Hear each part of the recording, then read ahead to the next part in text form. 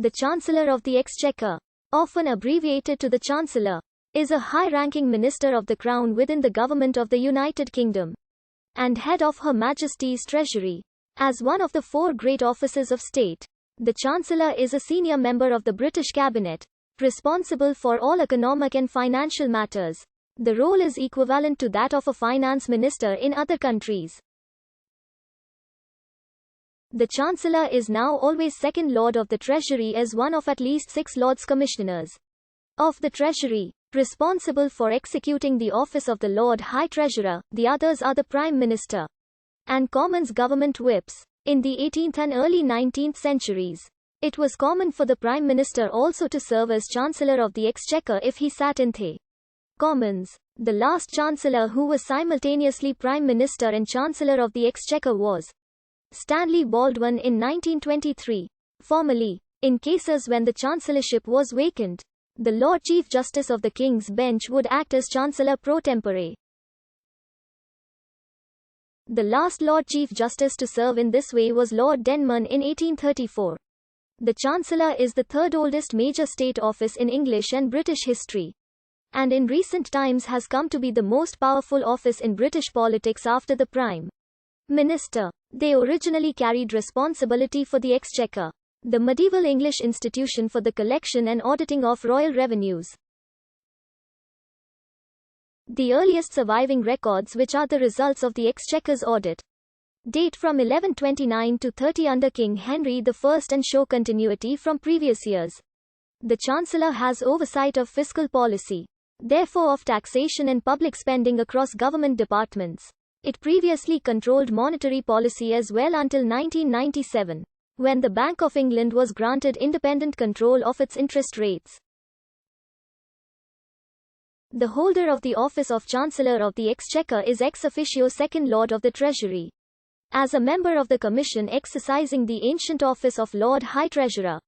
As the Second Lord, his official residence is 11 Downing Street in London, next door to the residence of the First Lord of the Treasury, who resides in 10 Downing Street.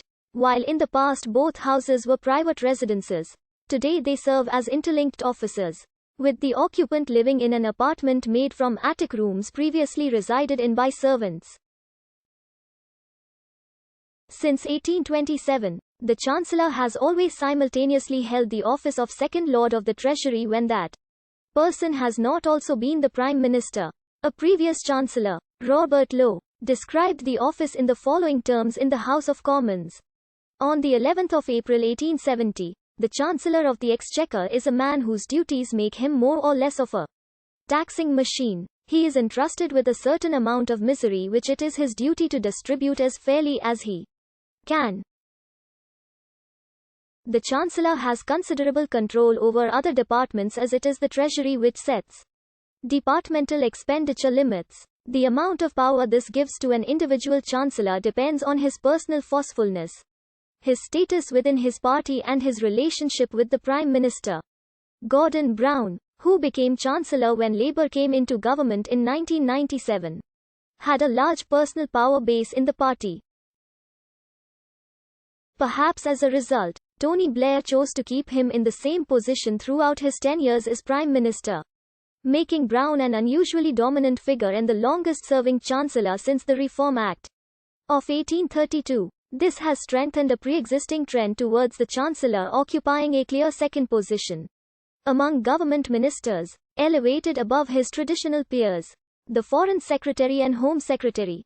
One part of the Chancellor's key roles involves the framing of the annual year budget.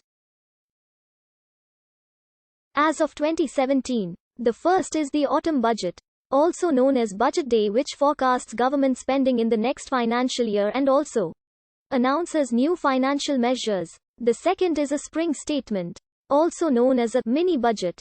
Britain's tax year has retained the old Julian end of year, the 24th of March, the 5th of April. From 1993, the budget was in spring, preceded by an annual autumn statement. This was then called pre-budget report.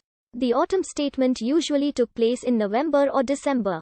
The 1997, 2001, 2002, 2003, 2006, 2007, 2008, 2012 and 2016 budgets were all delivered on a Wednesday.